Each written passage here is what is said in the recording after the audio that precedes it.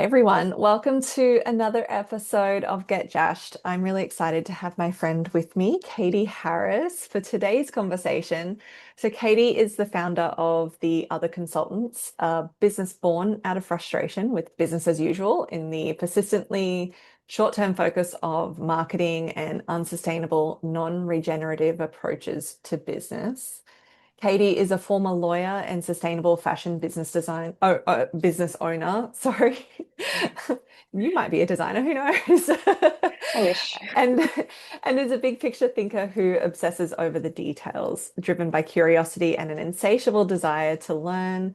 Her career spans countries and industries, including agency, hospitality, fitness, software as a service, corporate litigation, and retail. So a wealth of experience, you might say, joining us today. Thank you. Thank you. Thanks for having me. Oh, I'm excited for this conversation because it's that time of year, um, at the time of recording, but also at the time that this is going to come out, that people, especially businesses, are feeling a certain way. They're feeling burnt out, they're feeling probably overwhelmed. And we've had many conversations about brand building and mental health and how to navigate that. So I guess just to open is how do you see that showing up for people who run small businesses in particular, and maybe in relation to the comparison that they can sometimes feel in comparison to the big companies? Yeah, good question. It would be hard, I think, for a lot of small businesses, even medium-sized ones. Obviously, we're entering, as we're recording this, it's Black Friday, which is just a nightmare time of year to run a business because you can't compete. If you're in, say, looking just at marketing, if you're in the ad space, it's hard to compete because everybody is just, this is the most expensive time of year. People start coming in, but then just at another level, you're like, well, maybe as a small business, my prices are set to benefit my community and to make sure I have enough income. But then also, as the business owner, you may not have leverage to even handle a sale, but then people expect it. So now you've got all these competing forces of what's happening in ads, what people want, what people are willing to pay, but what you can actually afford to charge people to then maintain your business and maintain your life. Mm. So I have so much empathy for businesses this time of year. It was hard for me, and I know it's going to be hard for them. But I think with regards to your sort of building or nurturing or maintaining your brand during this period, one of the things people can do is just be honest, which is really scary because, a lot of times you feel the pressure to compete with, Black Friday sales, Christmas sales. But then at the same time, if you're a family person, you're like, oh, my kids are now school turn 4. It gets a bit hectic. And just starting to think one thing a business owner can do is to be honest about that a bit. Say, hey, we're not running a sale, or hey, we are going to cut back our hours because we want to spend time with our family. But that is a privilege to be able to do Mm. that. Or at the flip side, saying, have, I'm going to be open on the Saturday for these hours to help you because, when you support local business, you support your local economy. And having, I think, more human conversations, because that can, from a brand perspective, cut through. I think is, Mm. you're not going to get a person to person connection with JB Hi-Fi during their Black Friday sales. But if you might be a local business, you might be able to cut through and build some sort of personal connection. Then we're a member of this community, and it's a struggle for us too. So I don't know if that probably answered Yeah, that about well, 5 different ways. no, like it's intentionally a broad initial question because there's so many directions and there's so many things floating around this idea. And I think the Black Friday sales are such a perfect example because uh as you say, not every business has the leverage to handle a sale or is, like a small business or even a small medium business is operating at a very different kind of revenue profitability ratio than one of the larger actual companies. And this is something that I've thought about a lot this year, partly more in thought leadership as well, in the sense of, moments of, and I'll admit it, moments of frustration, for example, where people will sort of platform celebrities saying something that it could be an actor and that that you like, but like an actor saying something that, us actual business owners over here have been saying, but because we don't have the same platform, they're not shared as much. And, it's people that you see share it.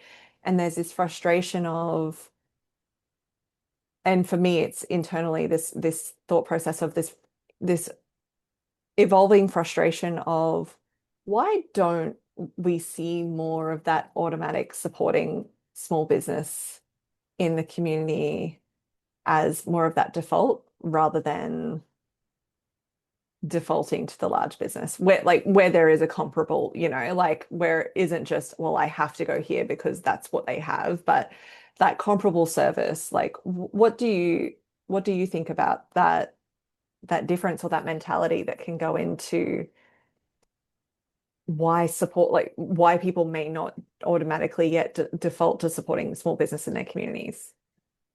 From my personal experience, it often comes down to price and convenience. Mm. And, as I hate this word, but as consumers, you know, which I think is a horrible word because it just treats humans down to something that just takes. And Yeah. we're so much more than that. But as consumers, we go to the first thing we recall. So there's a saying Mm. that the biggest search engine is the one between your ears. So if I know that I need to get a air purifier, I might immediately go to Amazon because Amazon's going to be the first thing that comes to mind because they've got a multi-million-dollar ad budget that spreads itself across so omni-channel. I'll see it from the billboard Mm. outside to my Prime subscription to your Audible to your Kindle. Like you can't escape it. But I won't necessarily think to then go to I don't know if God Please actually is an electronic store, but the local electronic store or something to buy it because Yeah. it's not top of mind.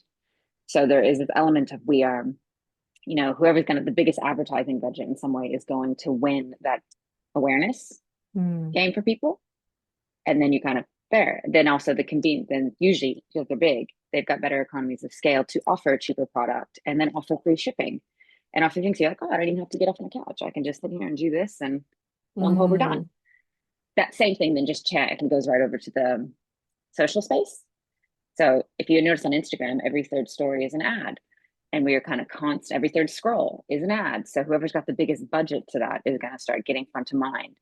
Which on the flip side to that, I think you've seen some awesome things over the last couple of years with TikTok, whereas a small business, if you make it engaging, you can still revive or restore your Mm. small business. And that, I think over in that sort of marketing channel, you're seeing a lot more of a push to it because they're able to make it a compelling story. They're like, oh, I want to go support this mom and pop bakery down in the country because they've got such a vibe on this on their little content stories. I think for business owners, again, as consumers, we kind of look for the path of least resistance, and our brain is Yeah. going to take the shortest route. And if the shortest route is telling us to go, just hey, pop on my phone, order this online, we won't necessarily think, oh, I'll walk outside and walk around to the corner. Like where we are right now, we're in Brisbane, it's horrendous. Like the idea of having to go walk outside, get in my car, and then possibly drive through a hailstorm, which Yeah. may show up at any minute. It's not that fun. But I think, choosing to help that local and support your thing, it has to be almost like an active practice of like, I Mm. know I'm not going to choose convenience because when I keep choosing the convenience, I lose my high street, I lose my main street, I lose my locals. I lose the thing that actually made, hey, I wanted to live in this neighborhood because it had a cute little cafe, it had a cute little store. Like Yeah. they all close. And then you hear people bemoan it. It's like, well, if you don't support it, who's going to pay its rent? And then people are like, oh, but it's expensive. I can't. So it's sort of in this, I think, frustrating, self perpetuating cycle. However, that's why brand marketing has come in because you're seeing small businesses kind of surround that, but be like, no, we're going to make our whole brand around being warm, friendly, approachable, Mm. neighborhood, community, and build something that people then want to partake in and they'll choose to do. For example, I teach fitness as well. So I'll see people choose our studio over a big corporate gym because they're like, oh, but the people are nice. I want the community. Oh yeah. And you say, I think with small businesses where you're like, oh, I'm friends with my local bottle shop owner. Like I'm friends with the local barista. Or if Mm. but I think, okay, this is probably a bit of a segue, but I think when you're in those small businesses, it's hard to turn off the chatter of, oh, I need to compete with Amazon on an online game. It's like, you will never win that. You'll never win the Google Ads game. You'll never win the SEO. Like, you're not competing with them. Like, don't even Mm. pretend you're competing with them. Instead, look at you, be like, what's in my local market now? How do I capture all these people here and get them to come to me instead of just going online, which they'll still do for half their purchases? Yeah. But it's a That's actually challenge. that's the perfect segue because that was going to be my next question is like from the small business perspective, how do you navigate that? And like and it's I'm a service provider, so I'm not a brick and mortar, so I could have like um a not an inaccurate view of this, but I imagine sometimes brick and mortar is a little easier to capture that local community vibe because in most cases you're there in some way visible in front of the community in some way. Like I think about my favorite cafe here. I don't even care. I'll give them a shout out. It's Blue Bear Coffee House in New Farm. I And know the place. Very good. it is my favorite. I know the owners and they're delightful. And if they're in, every time I go in, one of the owners, she'll come out and she'll give me a hug. So like there's that personal connection. And guys, don't expect her to do that with everyone if she doesn't know you. But like, I'm gonna go and but be like, just for me, give me a hug. yeah, that's not what I'm saying. But their food is consistently amazing. The service is consistently lovely, whoever is serving you. So the experience itself to me feels like a warm hug. And I also have the reliability of like the good food. Like the good food that I know that I want. I'm autistic, so I have like a food fixation thing where like it has to be exactly like what I'm expecting and what I am going out for. I will travel the 30 minutes of a drive without traffic that it takes to get there just to have breakfast there. Like that's something I would actually enter into that community. So that's like a physical in-person thing. My business and a lot of your business, like for Yeah. the other consultants that work is a service. It's a service provided. It's non-location specific. Like for me, I will travel sometimes for clients depending on what we're doing together.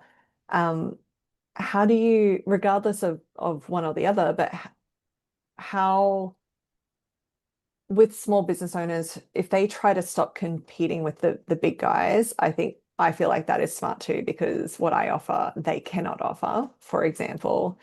But how do you still kind of cut through? And at this time of year, when they're sort of maybe pulling back and trying to have that balance of life of I want to spend time with my family, or for me, I just want some downtime. I that's the quality of life that I'm looking for, is like having that downtime. How do they kind of, how would you advise them to navigate certain ways of still being visible with that balance of, you talk a lot about work-life balance, which is their own sort of personal experience of that, but how can they navigate that? Yeah, I think I'm just gonna pull back just a second with that one. I Mm. think there's a tendency, and you probably know it yourself, when a founder, somebody starts a business, you go into the business because you love the thing. So in my case, I love helping small businesses because I've been a small business owner and I know how fucking hard it gets. And, I've got a friend who does, fire safety maintenance, and he got into it because he really cares about businesses like are not safe because of Mm. some wild things about legislation and making sure that, you're safe. But I was like, you didn't get into it because you love marketing fire safety businesses. You got into it because you Yeah. like maintaining fire safety. Uh-huh. So I think for especially service industries, there's I want to say, it's important, I think, for a lot of owners to recognize, and it's a hard truth of like, you can't do everything and you're not expected to be an expert at everything. Like, be an expert at what you're an expert at. So if you're, say, an expert at HVAC systems, own it, be an expert on it, but recognize that you don't also then have to become an expert on accounting, bookkeeping, reconciliation, marketing, sales tactics, HR, customer service, the whole ecosystem that kind of falls in as a Mm. business owner.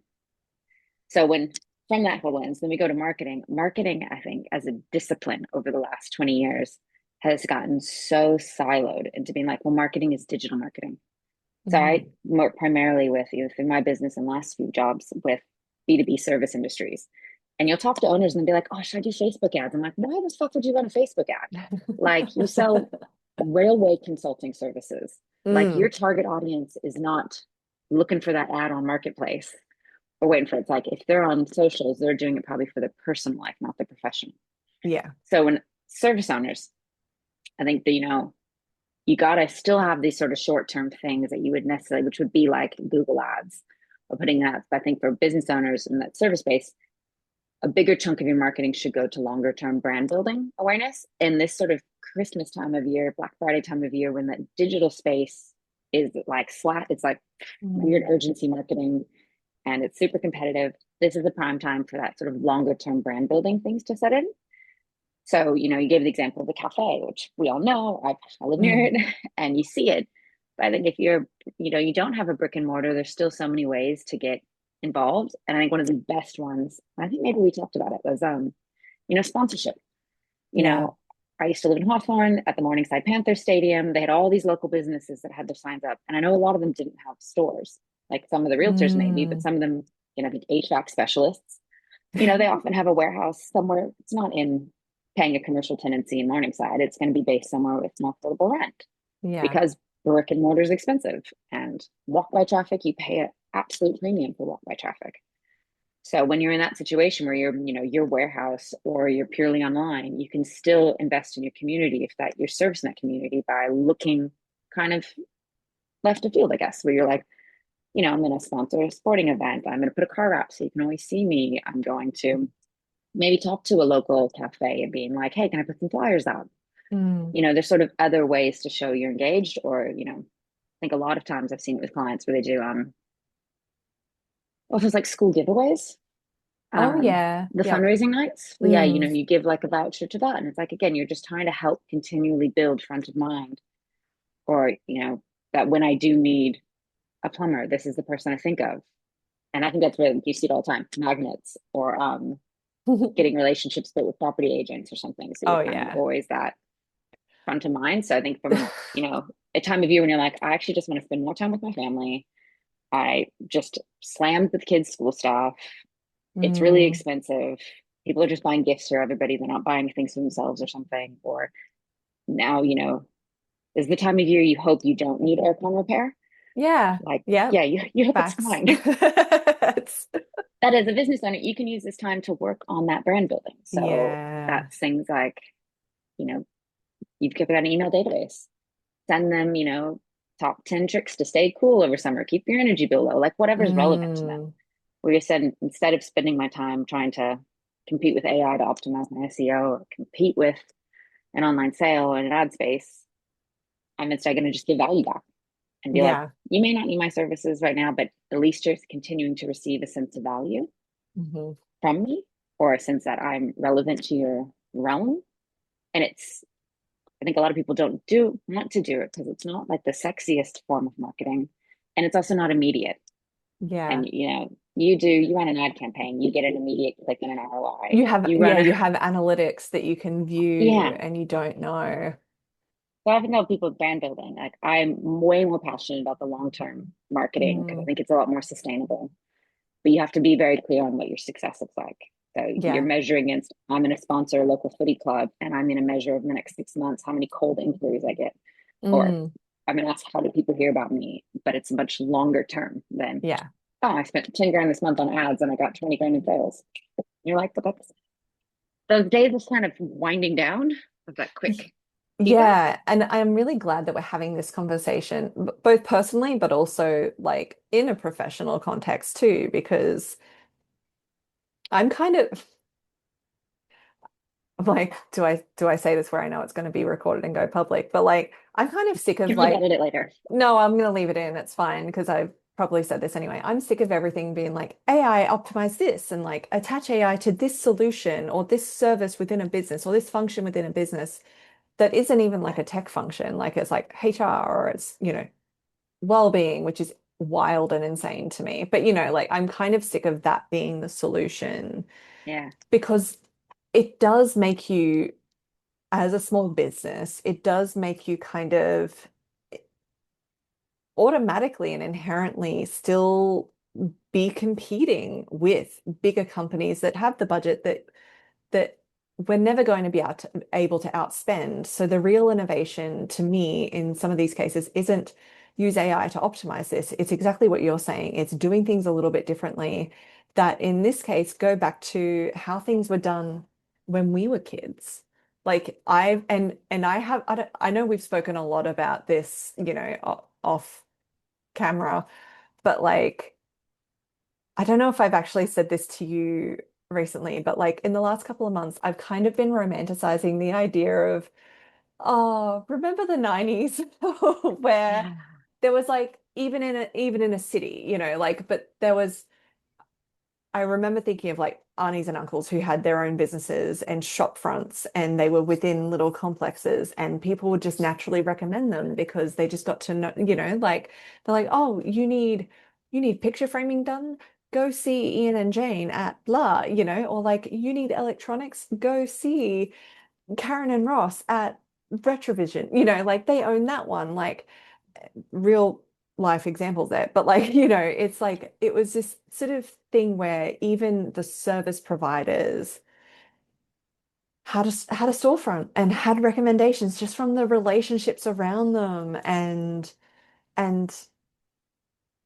I mean, there's a lot about that like my autistic brain hates the idea of like I don't want to sit there for 8 hours every day, but It's boring. it's boring. And it's It also gets hard. like I want to be in my own space a lot of the time. But there is like this romanticism that I've been pondering where I'm like, oh, remember what that used to be like rather than everything online. And it's the explicit thought that I've had where I'm like, oh, I started a business because I want to do this well-being work and this mindfulness work and this coaching and this training and this facilitating that I love doing.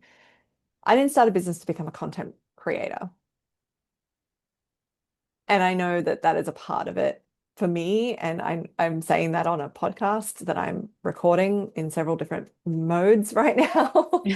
And that's fine because the podcast was actually like an outlet for me to have conversations with people. That's why it started in 2020. I'm like, let's have conversations. And that serves something for me as well as providing that sort of value for people. But yeah, it has been this thought, and I know I'm not alone in this thought lately. I'll see it online, I'll see it on threads where people are a lot more open, I think, with their actual inner thoughts, not just trying to sell, where they're like, yeah, I'm sick of being a content creator when I just want to be doing the work I love doing.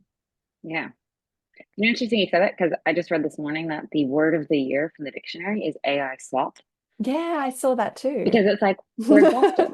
And I think you're not alone in this. I think, I said to you recently I deleted all my social media, but my half my algorithm had kind of gone down that rabbit hole of like, I just want to go into the woods and by Mm, myself in a house. Like people mm, are so fatigued. I think since COVID, it's been this like mounting thing of like realizing the pros and cons of globalization, the pros and cons of this interconnected economy that we've built over the last 150 years, yeah. and just this sort of rapid expansion of everything and this sort of overwhelming that you talk to people and you're like, realistically, most people don't want to work 40 hours a week or more than that. But if you go online, you're like, oh, well, you're a failure because you don't have a Mercedes, you don't have a four-bedroom Mm, house, you don't have these things, you don't have a vacation. Like you kind of build up this thing of like, oh, you don't have the latest handbag.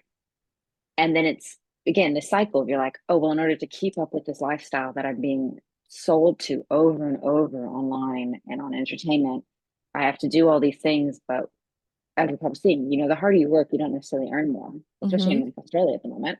Oh I'm yeah, like not if keeping up, if that were but true, then a lot of blue collar workers would be the wealthiest people in our communities, and they're just not. Like, a lot of people aren't, despite how hard they work. yeah, Nurses would be the wealthiest, they should and be. they should be, and teachers should be the wealthiest, Oh my but God. they're not. Like, Yeah. so it doesn't, it's this story we've been told also of, sorry, I feel really passionate about this one because, yeah, like it's this story we've been told of. You just got to work hard and then you'll get the things that you want. You'll be able to buy your house. You'll be able to, like have all the things. And it's just not the reality. No. And the thing I keep coming back to, and I tell clients, I'm like, because consult with them on how do you build a brand foundation? How do you do ongoing Mm, marketing support? But then I'm like, also, what does sustainability look like to you as an owner? Like, yeah. what is your realistically business owner goal? Is it to be the next Bunnings, or is it to be like, actually, I just want to build a comfortable lifestyle that I can like enjoy life with my family and then maybe sell it onwards? You're like, great. So then we're trying to build a system that is not centered on you, that you can sell it and Mm, that it has like scalable processes in it that you can step back. But having that realization of like, you know, is your end goal to be like, I want a yacht mm, or actually, I just want a comfortable little lifestyle here that maybe I can take one trip a year with my family. Yeah. And but it's hard when there's so much other noise telling you that you should be doing all these other things. Yeah. And that, something we've talked about where like in the business space, there is such an obsession with growth. Like Mm. as a skill culture globally, like we worship entrepreneurs. With I'm going to give a big old air quotes on this one because I'm like, I'm sorry, Elon Musk, you had a lot of things handed to you. I'm American, say a lot of Americans will say Trump's the greatest businessman. I'm like, again, you had a No. lot of things handed to you, notwithstanding a 2,000 years of a patriarchal systems. Yep. Episode for another day. But we pray at that altar of like, Mm. oh, we worship success. Like, oh my God, you're a multimillionaire. You've done so well. You're like, but at what cost? How Mm. many of those people, like, on the deathbed are like, where's my family? No one Mm. really cares. Like, cool, I left a bunch of houses. Now my kids can fight over it. Which doesn't happen for everybody. I'm sure there's some very happy stories in this, but I think unlearning that and deprogramming of like what does as a business, as a business owner, what does true success look like to you if you turn off all that noise? Mm. And I think it's a very hard thing for people to kind of think. And Christmas, I think, is a good time to realize it because you're like, everyone's around. And it is a Mm. time where, like, here it's summer break, everybody wants to hang out. So, how do you spend time with your family and your friends and your community and build that if you're like, oh no, I need to go work 80 hours a week because I have to Yeah. hit this imaginary goal that this sort of greater pressure is telling me. And I guess Mm. not to sort of to say that, notwithstanding, if you do have, existing debts, existing mortgages, and everything, like it is a luxury to step back. So also understanding that for some people you do have to do all that because whether you have Yeah. to send money back home if you're an immigrant, or if you are in a mortgage and you need to pay for it, or if you're like, I've got medical fees, school fees, like Or you're just trying to get by. just Like, trying to buy, like, yeah, there yeah. is Yeah. whole things. But I do think no matter what the pressures are, there's ways for you to sort of build a sense of sustainability into it, and Mm. sustainability not just in a we use recycled plastics, but in a how do I maintain a sustainable level of growth without getting a divorce, without alienating my Mm. kids, without losing all my friends, without losing my own mental health, without getting sick, like, Yeah. and recognizing that it's not, 99% of the time, that's not an overnight thing. That is, you're a marathon, not a sprint. But we Mm. live in a society that worships sprints. And yeah, Yeah. I'm not a sprinter either. no, I was like, I hate running. I'm like a steady hike. Let's go. Yeah, slow, Like steady, because good, moderate people get pace, enjoy but it. like, um, that makes me think of I went to there was a World Congress on Positive Psychology here in Brisbane in July that I went to. And one of the speakers, and I wouldn't be able to tell you off the top of my head who it was because it's in a notebook behind me, buried in that pile of books, but they spoke about how it shouldn't even just be sustainable approaches to well-being. And if we're talking about well-being, I think that also leads to how we run out and build our businesses and how we sort of set goals for our businesses too. And he was saying it's not just a sustainable approach, it's a what's the regenerative approach? Because we Yeah, need to consider that what we expect to receive, in this case, well-being from, we also need to give back into to regenerate. So, like the very visible, visceral example is like, trees, the obvious example is trees, like what we hope to receive energy from in terms of being out in nature or being on the beach and enjoying the beach and the ocean we need to sort of give back to. So that's a very like earth-centric version of that, which is so important. But I think it also expands to how we treat our businesses and what we want to get out of it, we also have to regenerate into. And yeah, sometimes the focus is so much on, again, my personal perspective on optimize with AI and do all these things and put on a pedestal all of these businessmen mostly who have been given everything that aren't great and like, they're good exploiters. They're not great business people. They're just good at exploiting people. Put them on a pedestal and then aim to work for a seat at that table that you'll never actually reach yeah, rather than something that is regenerative, that is meaningful, that is fulfilling personally, but also regenerative, as we've said, into maybe our own communities or maybe what our version of community is, whether that is in an online context and, it could be for me, in a lot of cases, it's regenerating my ability to go travel to visit the communities that I've had the privilege to connect with because of COVID. But it's hard to sort of, like do that without having that. So it's such a perspective, I think, and it's an important one to sort of bring in of how can we make it regenerative in that way. 100%. And I Mm. think this, I guess, ties in really well with brand because I mentioned I'm in the brand space and brand strategy where it's helping businesses position, like right at the Mm. beginning, whether you're starting or scaling, like how are you, and you can think of brand as like, what does the customer think of when they think of you? Like, and if you don't define it for them, they'll define it for you. Mm. And something a friend and I were laughing about recently was, there's this funny video on Instagram of a comedian talking about brand purpose.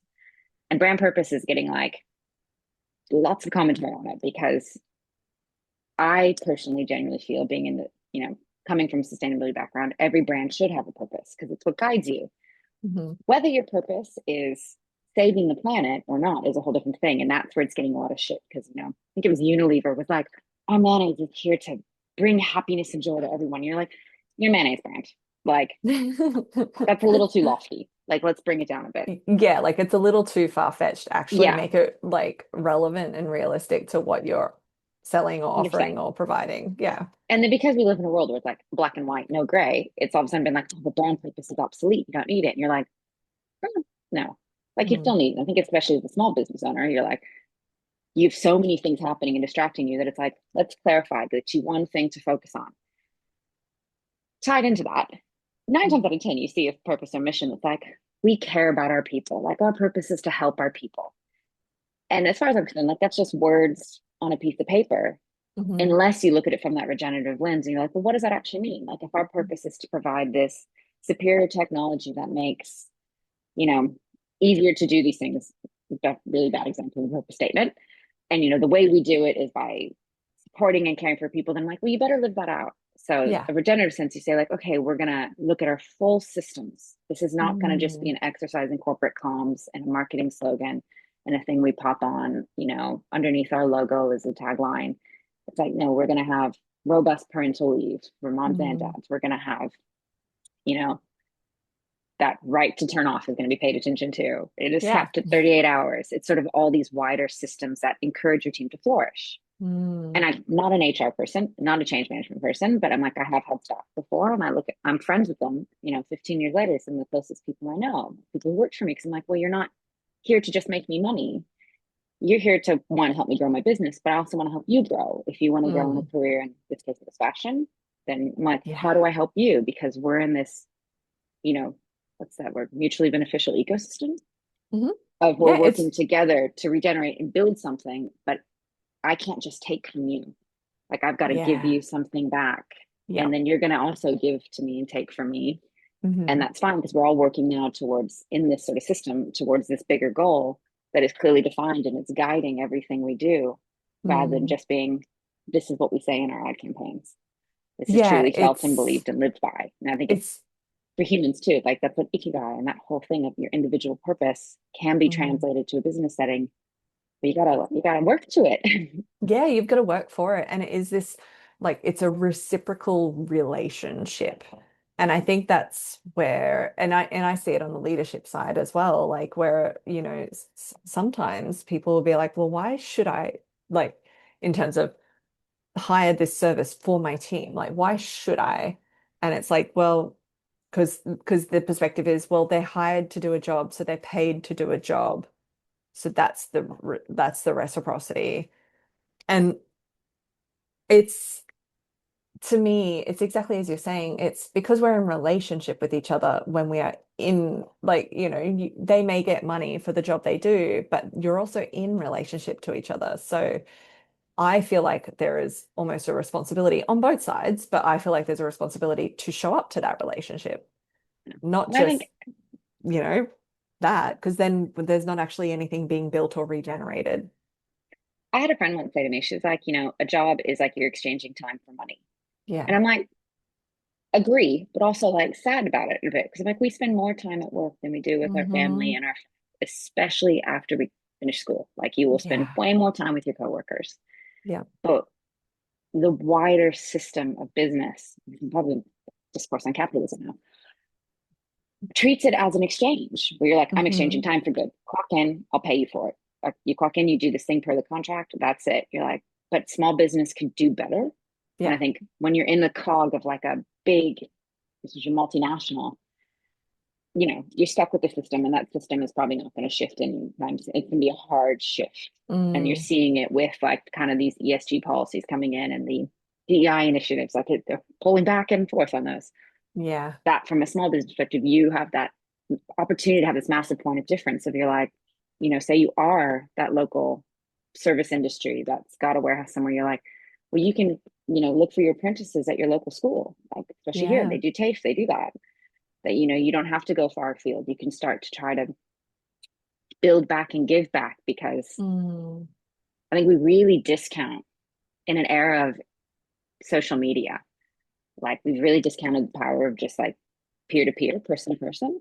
Yeah. Like we got so used to being sold to by influencers. Then we now like the more authentic influencers and stuff. But still a lot of production teams. I'm like, well, actually, that person you talk to, like, they're real. I mean, they're never lying to you.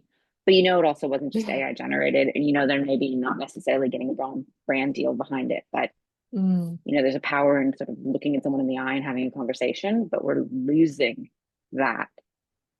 And you see people sort of losing that ability to do that. But you're like, but humans are social creatures. Like we're made Mm. for this. We're made to. Yeah.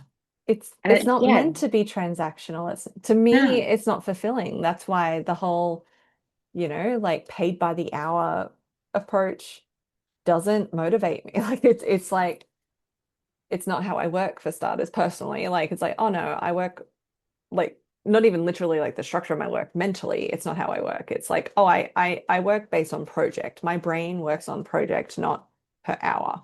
yeah. And I'm like, Like, I'm giving you a thing at the end. Who cares if it takes me 1 hour or 20? That's on me yeah, to manage my time. But hence why I went into business, right? Like so, like but that's a personal preference. But yeah, it's so transactional, it's so empty and it we wonder where we not all of us, I guess, but we wonder where like community went and how do we do it? I think these conversations and these reminders that you're sharing are ways that we can still contribute to community, even if, we're a service provider or even if we're on an online service provider in many yeah, cases, there's still ways we can contribute. Like for me, it would be um like I have this desire to you mentioned sports sponsorship. Like my niece plays representative basketball and it's like, oh, I'd want to sponsor her team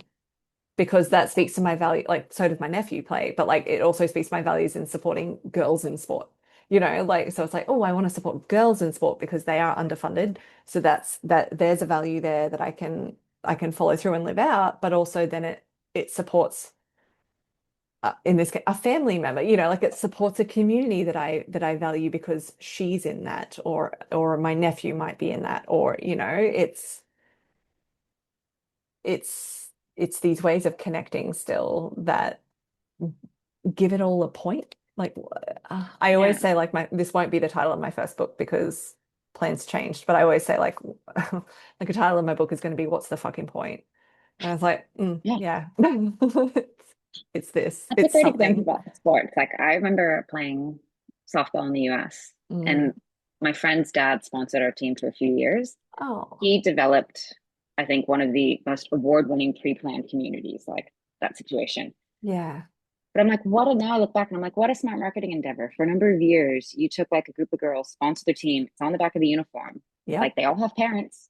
yep, They've all got grandparents that are looking either to downsize or move or everything. And you're constantly getting in front of them and saying, not only we did, we're not just this developer that's going to do these things. Like we mm, actually do care about what our kids are doing, what their friends are doing, what this sort of girls in sports are doing. I was like, well, even if you don't actually care about it, you're now giving this perception of, hey, yeah, we are more than just this thing. We are actually invested in this. We're invested in yeah, Tucson. Like we are mm, not just here to just build something and take money from you. Like we're actually here to give back to our community. And I think it's powerful, but it's just discount. I think it's been discounted over the last few years. And Yeah. post-COVID, I think that's one of those common things you hear is like, I want community, I want connection, I want community. I'm like, but community is so uncomfortable. Like to Mm. show up for community often can be very uncomfortable. And we as people, I think, don't like being uncomfortable anymore. Yeah, and I wonder if that I I'm laughing because I resonate with both sides. Like I actively teach and try to actively practice like you learn to be uncomfortable in the discomfort. Like that is a part of our work, but also there is a big part of me that's like and maybe it's just after, the year 2025 where I'm like I'd like a little comfort. Yeah, I Like don't. so like I wonder if it's like, whether it's a COVID hangover or just because there are bigger things in the world that have also just been persistently rough and people's almost windows of tolerance are just not getting a chance to rebuild or to No. reopen again because there's just this onslaught one form or another, right? Yeah, And people are like craving comfort, but it's also we don't get to get that without going through sometimes uncomfortable things like building community. Like it's yeah, like there's ways that create that comfort that mean a certain kind of uncomfortable thing that isn't necessarily the onslaught that we've been dealing with that is beyond our power. yeah. And I say since 2020, it's just felt like, especially if you're online, it just felt like Mm, crisis after like permanent crisis mode. Like I said to you before this, when I got off social media, because I was like, I'm just getting too stressed. I mentally mm, cannot handle constantly being told that we've passed 1.5, the earth is dead, we've really fucked the planet, and my home country is going to go to war. I was like, oh, I just can't. yeah. And my adopted country is just in a cost of living, ongoing cost of living crisis. Yeah. And climate crisis. Yeah. Like, And I found by kind of turning off that noise, it was like, oh, I don't have to just consistently worry about all these oncoming crises that mm, may happen everywhere around me. And instead, I can focus on what's in front of me and the people around me and being like, okay, how do I support myself, my family, my friends, and start to build this bigger thing of, in the case of my business, it may take me 5 years to be more successful, but I'm happy with that slow growth because mm, it's allowing me to actually focus locally and say, the last 2 years, my business has been fine because I've got a big network, but it's not here, it's like all yeah. over Australia. So I'm like, Yeah. okay, how do I do this? And I'm like, it's uncomfortable. It's like, oh, I've got to go, not, I've got to go right. Yeah. Some cases, it's like I've got to get in the car and drive across the Story Bridge, which anyone in Brisbane will know can be painful to go support somebody that's over on the other side of the river. But I'm like, you're my business of choice for this. And I'm going to Mm, go make myself that slightly uncomfortable of getting out of my house, going yeah. out, Yeah. or I'm going to go into a co-working space to try to network, or I'm going to go to Hmm. networking events Yeah. and try to have these conversations that don't just exist in the digital space, instead exist in Yeah. real life. But as you know, sometimes it's a bit like not, not that fun Well, to sit and talk to people well, always. And no, and it's all of those reasons, like you mentioned, like in Brisbane at the moment, it's swampy as hell and like all day, and then there's a hailstorm in the afternoon, and it's usually afternoon, evening. So like in yeah, summer, I tend to not make as many plans after 2 o'clock. Like that, I grew up here, so I defaulted to that, where I was like, yeah, you just don't do it because yeah, but like you still move through discomfort. Like I said, like I'll drive half an hour. It's still the same side of the river for me, but I'll drive half an hour to my favorite cafe because it's just that good. And I will do that happily. And I will navigate, trying to find a park there because it's where it's in, like it's in a city. So it's sometimes hard to find a park, but I will always find a park and I will do it because it's worth it to me, because it feels good. But I also feel like I'm a part of the world. And like you said, like, we'll go to like a co-working space, which is where we met, or and go to networking events for me, it's related to that co-working space because there's an element of comfort there because there's familiarity, but also, but that's a that's a train ride and then a walk in that same swampy heat. Like, and it's like, so oh, gross.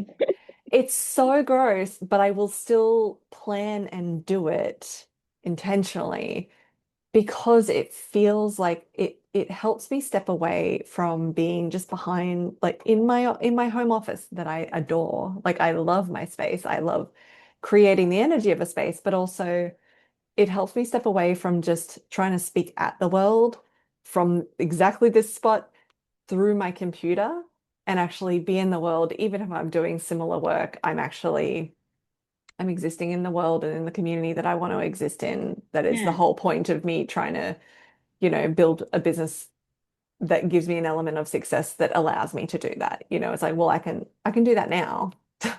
I can I can start doing that now. And I think that's the key thing is that you sort of defined like what success looks like for you.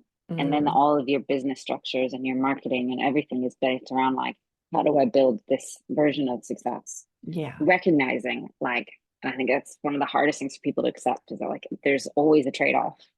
Like Mm, time is the most valuable commodity in my opinion. So I'm like, yeah. so you know, you could probably work double time and probably, hustle even harder, earn more money, get the Mm, car and everything you want. You're like, but what gave?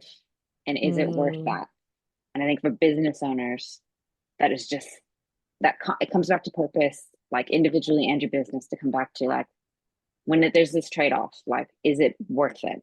mm, Is it, you know, what does that version of success as you and as a business in that, it's a luxury to kind of have some time off, but how does it work? Like sort of yeah. shifting a bit left on this one. My Yeah. previous business was brick and mortar and it was 7 days a week and it was really hard. But it was like, okay, for me as a person, super big value to me is minimizing cost personally. It's like, okay, so I'm gonna I will make myself more tired by taking the extra time to go drive further away to do bulk grocery shopping or Mm. to take the extra time to cook when I'm like, I'd actually rather just lie on the couch and watch a Korean drama and take a nap. But I've had to put myself in that position of like, I'm so burnt out and tired because I work seven Yeah. days a week, but also it is so important to me to do this that I'm going to make myself uncomfortable and go to these things and support these Hmm. local businesses because I'm going to be devastated. If they're Anybody not from there Paris that anymore. listens to this, like, if Kakula's closes, we'll all just be heartbroken. Or Restore closes, but you're like, so you've got to put yourself also, I think, as a business owner, remember that like everybody's got to be a bit uncomfortable Yeah. and everybody's going to have to make that equation. And price may not be the thing that always brings them in, but you Mm. know, we get stuck on that. And I remember it's like, well, they might come to you because you make them feel safe. You make them feel like you're a valuable part of the community. They know you're always going to deliver. They know Yeah. you'll always be competitive. Not even that necessarily, but they like, Yeah. they know the people behind the brand. Mm. Yeah. It's really, I had this thought yesterday, actually. It was a memory of like a post I'd put up years ago, a couple of years ago, and it was the same thought, really. And it's like, whatever decision you make, you're always saying no to something else. So it's Yeah. kind of like accepting that, and like, because that is just the nature of making decisions. For example, it's the same as if I choose to get extra sleep in the morning because I need it, it means I'm saying no to, I don't know, like you wouldn't do this. Some people do. You wouldn't do this here in Australia, like in Queensland in summer because sunrise is at like 4 a.m. But, it's like it means I'm missing out on a beautiful experience of sunrise, but I'm getting sleep that nourishes me, or the reverse of that. So it's almost, and I say that example because it's benign because it's really about what serves you right now, and we're going to go through seasons of that. And like you said, like you made a choice where you felt tired and fatigued and exhausted, but in that season there were things that served your values more that felt like it was worth the trade-off, Mm-hmm. you know, 100%. and for me, like I think like this year in particular, I've been doing my master's and I've been running a business and I've been writing a book and, just navigating life in general. And there's been an element of, okay, I need to just let myself be obsessed with my work because that feels good. And it's going to feel Yeah. really good when I complete, the master's, when my book is published and when I've built the business to be more sustainable and regenerative for me so that I can contribute more. So it's like that has sort of informed how I've been making decisions, especially this latter half of the year, like the second half of the year, where I'm like, oh, I'm just going to be obsessed. And that means maybe working like not necessarily working more, but well, yes, but maybe like not trying to extend myself in every area. Yeah. Even though community and connection is really important to me, I'm just going to be real, have to be really specific. And that is just where it is because I need to, because I'm working more, I need to take care of my energy where I can. Yeah. So it's like, that's the season I'm in, but it's going to come around where it's like, oh, I'm going to have more of a social season. Oh, I'm going to do, like Yeah. And I think it, in small business, we all know it's either like feast or famine. mm, Like, there's those periods where like I had it, I think earlier this year, it was like 4 projects, like just yeah. kept overlapping. And I was like, so there's 3 or 4 months where it was like there was no break. Yeah. And I was like, well, I know that this feast will end and we'll come into a famine period. It'll Yeah. be really, really quiet for a while. And Mm, then I'll just do other things during that quiet period or just focus on, my case, I've got retainers. So just, those are the ones, projects. And yeah. I think I think that's one of the probably mental health challenges of being a business owner. If you're like, it's not consistent, like you are constantly riding a wave. Mm, And in addition to the business wave of that, if you're of a certain age, it's like you're going to have school age kids maybe, and you're going to have aging parents maybe. mhm. So you're going to have all the life wave Yeah. and navigating that. Like, oh, I have so much empathy for business owners. I'm like, it's so hard. But if you try to then tune out all that other stuff and just be like, nope, I'm just going to focus on this thing, like it'll Mm, come crashing at that door anyways. Like, yeah. so you need to be slightly aware. But yeah, I said time, something gives. And if you give absolutely 100% everything to your business, what's looking out, the other stuff's still there. It hasn't, didn't go Exactly. away. Yeah. But how do you portion that? And I think, because looping it back to marketing, Mm, the biggest thing I tell my clients, I'm like, you can't do everything at once. Like, you've got to pick because not only is your financial budget probably limited, but your emotional budget is limited. So if you know that as a business owner in your case, you're like, I need to heavily focus on pipeline development and sales, not mm, necessarily long-term brand building. All I can do for that is the podcast. That's all the like yeah. time, Hmm. and time is money situation that I have to give to that. And that's okay. You don't have time to do that, right? Substack, Yeah. make videos, TikTok. It's like, no, something has to give. And Mm. it's hard when your brain, you're competing with like, some wellness guru that has a production team behind them and can do everything. And And someone's then like you got to ghostwriting be on everything. this and this and this and this. And it's like, I just can't do everything. Yeah. And I found it so interesting when I talk to clients where I'm like, you can't, you do not have the budget to do everything. So let's just do one thing right. And Mm, then once that's working, like I have one client in ecom, and I'm like, let's just first off nail your brand first. Let's get some consistency and organic because that's free. Then let's look at the email because we own that. Then let's look at paying for ads. Like let's yeah. just get Yeah. one thing at a time versus when you spread yourself thin, everything is kind of shit. Mm, Or like I probably shouldn't be so proud of this, but like my most, I think, proudest moment of the project was doing a brand strategy for a client and positioning. And the process of doing that uncovered all these operational challenges. And they're like, well, we're actually not going to use you in a retainer because we need to fix this. I'm like, fucking great. Like, don't put lipstick on a pig. Like, yeah. fix your systems because that's what the brand, this positioning experience has shown Yeah. that, you've got weaknesses operationally. So put the money there. See me in a Mm. year. And I was so happy about that. And I was like, well, I just got no work out of that. But it's this, But hey, and I but it's, think, honest, like if you want to continually serve your community as the best version of your business yeah. and, you're going to spend a limited budget on radio ads, which for them makes sense, do that. Get your thing focused. So then people want to refer you. People want to support you because they know you'll Mm, deliver, not just because you'll say you'll deliver, you actually do. And yeah. that is technically traditional marketing, but marketing now is like Facebook ads. And you're like, it's not. Yeah. Marketing is how do you grow your business? Your Yeah. marketing strategy is your business strategy. As I see it. Yeah. And it's just not, they're kept so far apart. And you're like, but it is like this for you as a growth mechanism. Mm, Ultimately, long term, like you want people to know about you. And like yeah. I'm on this for this because we're friends and for a similar reason. Yeah. And I'll sit and yap for hours about marketing to people for free because I'm like, when you do need it, I hope you think of me. Mm, yeah. But And that's exactly it. Like to your point, you mentioned it, like I have the podcast because I can't do everything. I love writing, but I'm already writing something else. Yeah. So I'm like, I can't do all of that and do that well and do that well and do this. And the podcast is a way for me to connect with people and have conversations that I find interesting, which is regenerative for my energy, but also it helps me repurpose content. And Hmm. that's like cool. That means that I'm ticking certain boxes where I have the social posts going out because they're mostly clips from the podcast, but they're valuable there. And then there's the value out of, I want business owners, small business owners to listen to this when it comes out because it's going to come out before Christmas, before the holidays. And it's such an important time to really consider that, especially in setting up strategy for the new year and ahead. So it's like, oh, I want people to get value out of this. And I've had people come to me, like, or clients come back and say, oh, it's because I saw that keep popping up that I kept thinking of you. And it's like, great, Yeah. like Consistency. reciprocal.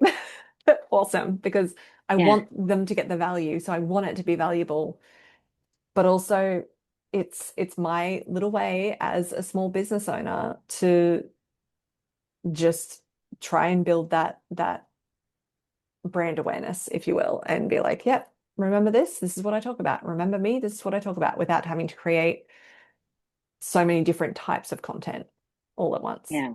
Mm. I think brand awareness is just, it's so discounted. Like with so much focus on that. I hate the language of the funnel because I think the funnel is broken Yeah. personally now. I'm Yeah. like, how many times have you just gotten an app for something you clicked and bought? Like you had no awareness Mm, prior to that. You're just like, oh, that's cute.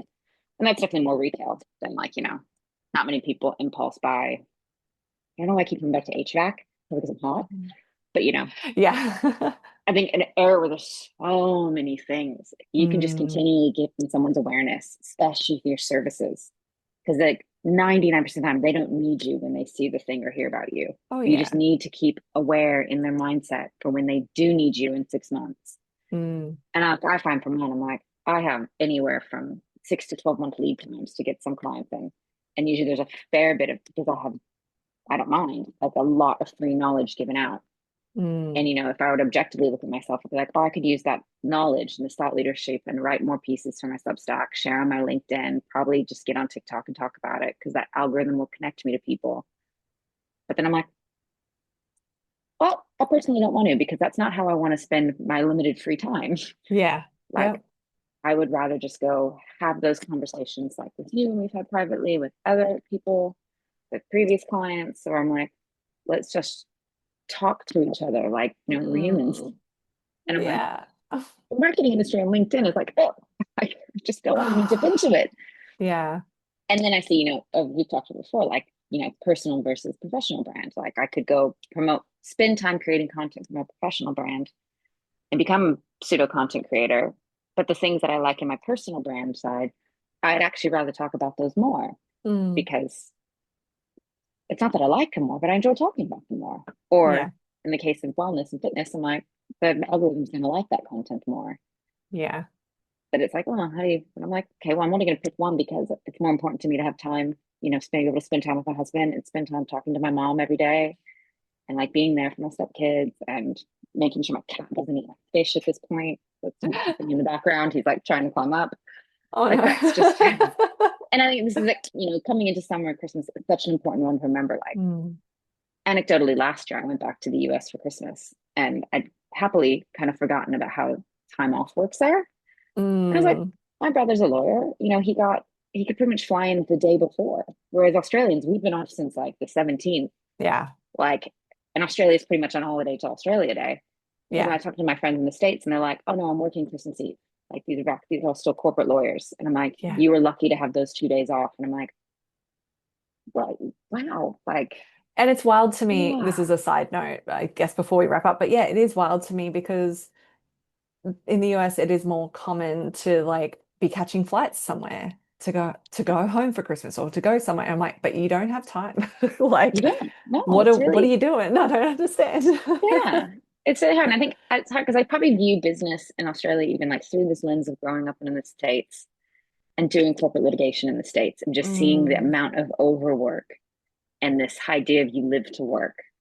And then like, you're pretty much held together by stress, 5 hour energy drinks Mm, and probably some other recreational things. yeah.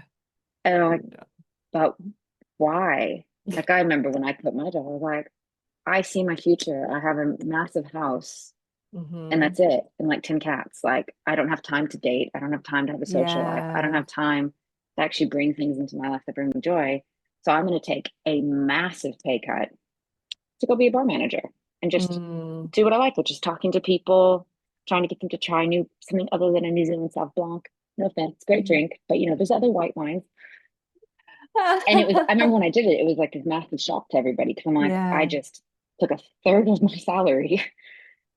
But I was like, oh, I have time. I have time to Mm, enjoy my life. And yeah, I don't realizing, I didn't need the massive wardrobe and all the things in there. I didn't need the fancy stuff. I was like, I'm actually quite happy with this tiny little life that's given me the most valuable thing back, which was time mm. to say, hey, how can I be part of my community? How can I share knowledge? How can I Yeah. build relationships when I'm not just nose down grinding? Mm, Because especially at that time, I was like, well, I've got a mortgage, but I don't have school fees. I don't have any pressing bills other than the bills I create for myself, which is like yeah. handbags. Um, but yeah, I think it's a really hard. What I've sort of found in the last decade is there's a lot of deep programming you've got to do for your brain of like, what does success look like to me as an owner, as a business? And success, is it just defined by a financial summary, or is it Mm, defined by my lifestyle and the presence of, am I around for when my friends are having marital problems, am I there to have that phone call with yeah. them? Or am I like, no, I'm sorry, I'm busy writing a thought leadership piece for my LinkedIn for my like 10 followers to maybe engage with? And I think and I Not think gonna.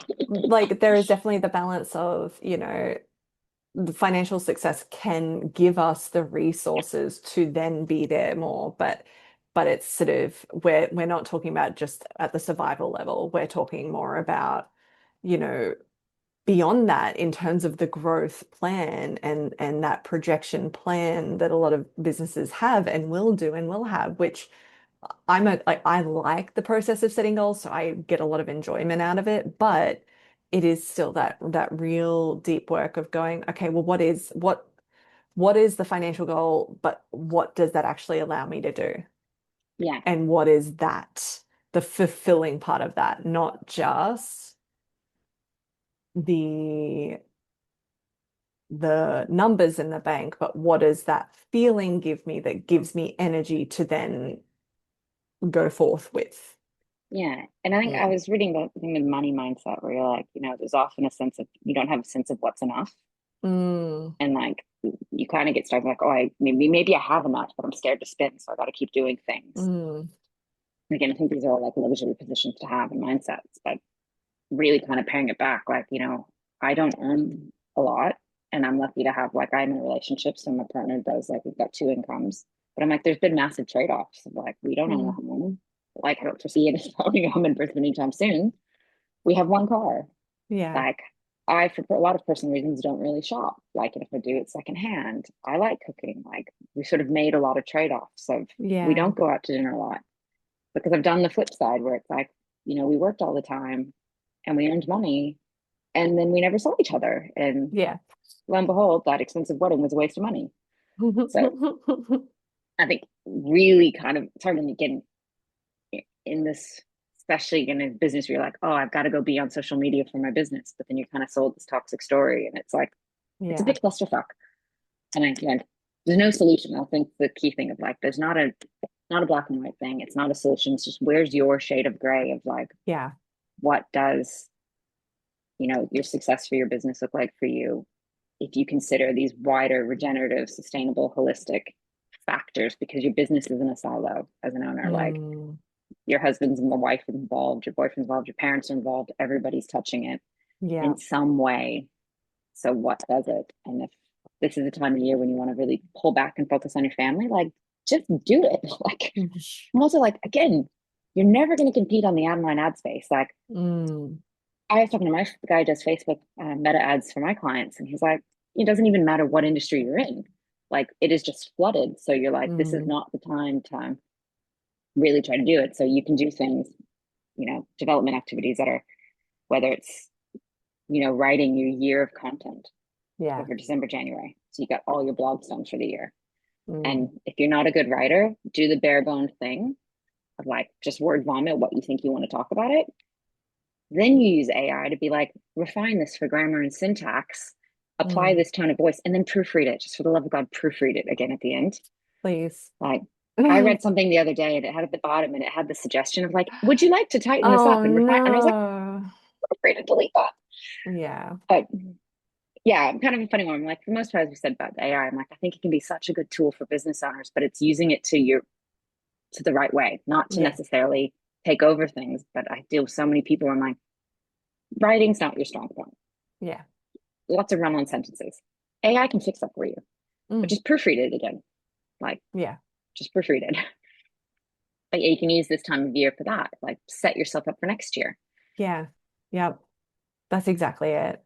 Well, I think there's a lot for people to noodle on there and to let percolate. And I think it's so important, all of that conversation. And yeah, just that wrap up of the reminder that it's not always just going to be a copy and paste. It's never going to be a copy and paste. Yeah, There's going to be shades of yeah, gray that we need to allow for where we're at in our lives and what is most important in that moment but also considering the long term, not just the quick sort of tick the box fix of, oh, I'm doing the right thing. It's like, but is that actually building the way that you want to yeah. and building successfully? So with that, if people are interested in any of your work and where they can find or connect with you, where can they do that? A website or anything I else? did my website, theotherconsultants.com.au, which I sporadically post on.